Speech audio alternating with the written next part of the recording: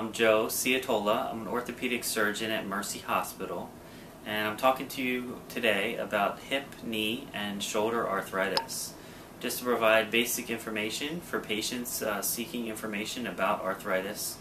And I'll give you examples of what it looks like on an x-ray and what it looks like after we have treated it with replacements.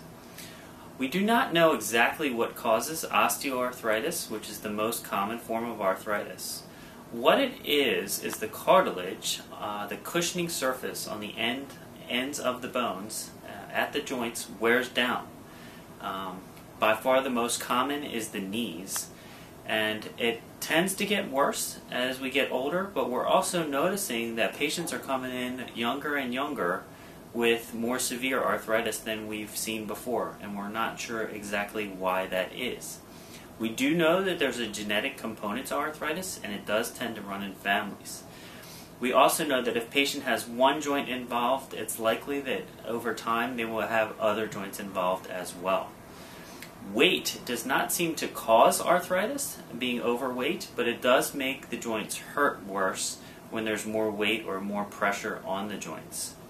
We've also found that people who are in good shape, good muscular tone, and have their weight under control are able to tolerate arthritis more than patients who aren't.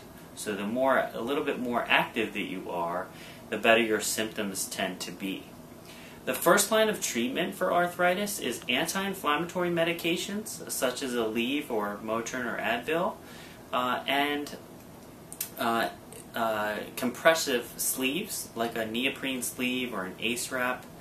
Sometimes we'll give a patient a cane to offload the joint. And these are the non-operative, non-invasive measures that we take initially, along with counseling to get their weight down and to stay active. After that, we go to injection type therapies. That can be either anti-inflammatory medications, would be a steroid injection or cortisone injection. And if that doesn't work for the patient, then we go to something called a viscose supplement injection. A viscose supplement injection is hyaluronic acid. Hyaluronic acid is the natural lubricant in the joint. And they can make that synthetically now, or they make it from chicken combs, and we can inject that into the joints, and that can give the patient symptomatic relief for 6 to 12 months, whereas the cortisone typically only lasts about 6 weeks. And the cortisone over time can degrade the cartilage over time. So it's a common knowledge that too much cortisone in one place is not good for you, and we do not recommend getting more than 3 shots a year in any one spot.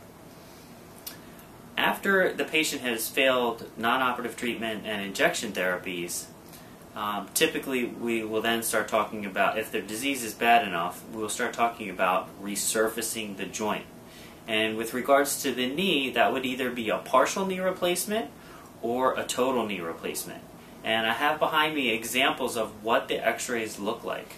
So if we can cone in on this. This is a patient with pretty severe arthritic disease in all 3 compartments of the knee. So this is the medial compartment, the lateral compartment, and this over here is the patellofemoral compartment. And typical findings on an x-ray of a patient that's suffering with arthritis are the bones are touching. They're white or sclerotic because they're seeing more pressure and stress. And they form these small bone spurs, these little extra spicules of bone that come off that the body makes when the joint cartilage has worn down. So this patient has tricompartmental arthritis, so they are a candidate for a total knee as opposed to a partial knee replacement. And over here, I'm going to switch, is an example of what this patient looked like after a knee replacement was placed. So what we do when we replace the knee is we cut off just small portions of the ends of the bone that contain the worn out cartilage, and we glue on with bone cement metal caps on the end of the tibia bone, which is the shin bone, and on the end of the femur bone, which is the thigh bone. And then usually we cement a small plastic button on the back of the patella, which is the kneecap.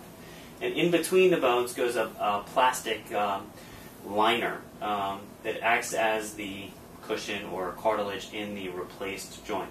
And and these function pretty well, like a total knee, but typically the anterior cruciate and sometimes the posterior cruciate ligaments have been removed when we do a knee replacement, and they don't ever quite feel natural, like a natural knee. But it's a good alternative for a patient who has tricompartmental disease and is really suffering and has exhausted all conservative measures. So we'll stop this video now, and then we'll move on to the partial knee after this.